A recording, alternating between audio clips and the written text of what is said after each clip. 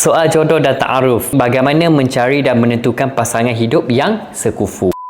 So, ini adalah buku-buku yang kita dapat semalam. First, buku yang saya beli adalah Biografi Muhammad bin Abdullah, Perjalanan Hidup Seorang Nabi. Buku ni telah dijual lebih 150,000 naskah. Harga dia murah je, satu ni RM30. Saat Rasulullah bergenang air mata. So, dia adalah kisah-kisah yang menyentuh hati, perginya pemasui hati, melihat siasaan umat, bacakan untukku wahai sahabat, umatku, umatku. Harga dia RM35. 100 amalan Nabi dalam sehari andai Rasulullah bersama dengan kita. Harga dia RM35. Travelog mengubah sempadan iman haji. Mekah tidak seperti London, Amsterdam, Paris ataupun New York. Mekah adalah tempat bagi pendosa yang dambakan syurga. Soal jodoh dan ta'aruf. Bagaimana mencari dan menentukan pasangan hidup yang sekufu. So, harga buku ni RM35 saja. Sambil Pyramid.